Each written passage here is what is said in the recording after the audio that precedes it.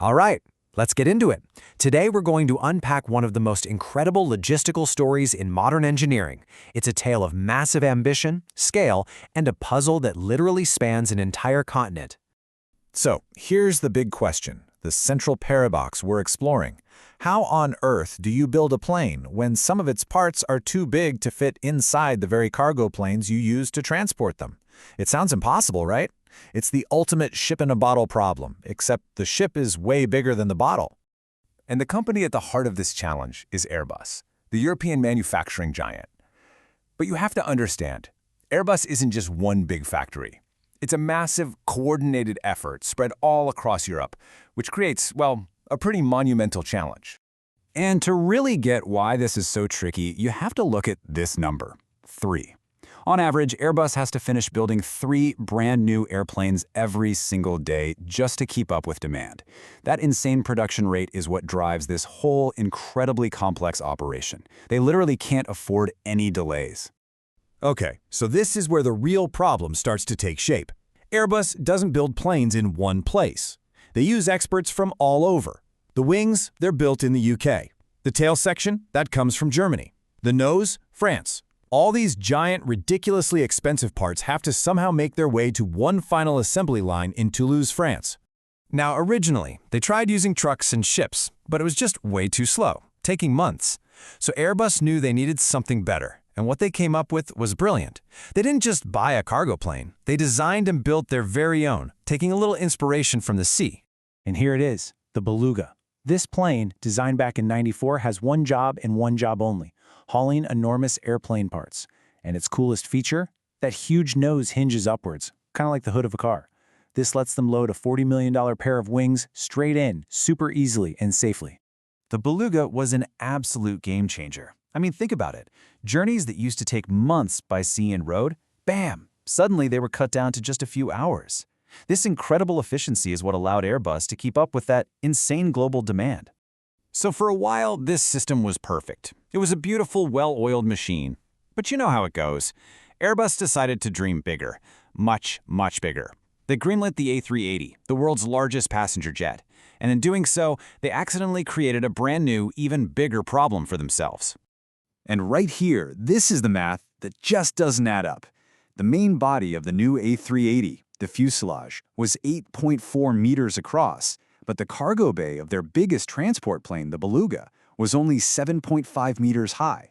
Yeah, the parts for their new plane literally wouldn't fit inside their own custom-made transport plane. So, their amazing solution, the Beluga, it was useless for their biggest project yet. And building an even bigger Beluga, way too expensive for the number of A380s they were planning to make. They had to go back to the drawing board and come up with something completely different and way more ambitious. And what they came up with was this, the Super Convoy. Now, this isn't just one vehicle. It's an insanely choreographed 3-part journey that's a true masterpiece of logistics, combining travel by sea, by river, and by land. So the whole journey breaks down into these 3 wild stages. First, these massive parts get loaded onto custom-built ships. Then, they're moved to a special river barge for a super precise trip inland. And finally, they finish the last part of the trip on these specially designed super trucks. So right off the bat, the first leg of the journey is just treacherous. The parts sail 1,600 kilometers from Germany through the North Sea, which is famous for its nasty storms. Just imagine a $40 million set of wings being tossed around by waves up to 5 meters high. The crew has to check the cargo chains every 4 hours, 24/7, because one slip could mean a catastrophic failure. Okay, after the open sea, they hit the river.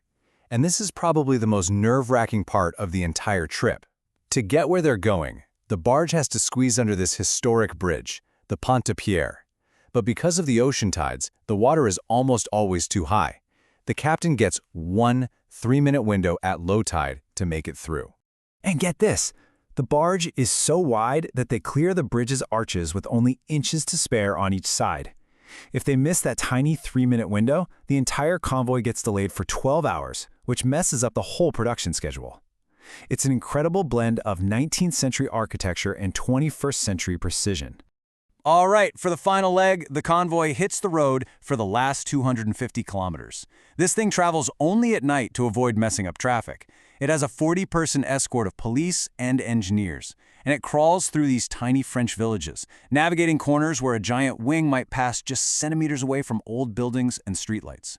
So after that absolutely epic journey across sea, river, and land, all the parts finally make it to their destination, the enormous assembly line in Toulouse. This is where all those puzzle pieces finally come together. And if you thought the journey was wild, the assembly is on another level. Just to give you an idea of the scale, connecting the main sections of the plane's body requires over 19,000 rivets. Another 4,000 are needed just to attach the wings. It's a mind-boggling feat of engineering. So when you put it all together, from the very first piece being made, through that insane transport, to the final bolt being tightened, you're looking at a 9-month process for just one plane. So after all that effort, all that planning, all that risk, what do you get? What's the final product? You get a true marvel of modern aviation. The scale of this thing is just hard to comprehend. You get the A380, a plane that can hold up to 850 people. It weighs up to 575,000 kilograms at takeoff. That's about the same as 300 large SUVs. And the price tag? A cool $445 million. For that much money, you could buy 5 brand new Boeing 737s. You know, this thing isn't just a plane. It's really a monument to human ingenuity. It's the result of decades of unbelievable engineering and logistical planning all coming together. So it's a pretty cool thing to think about, right?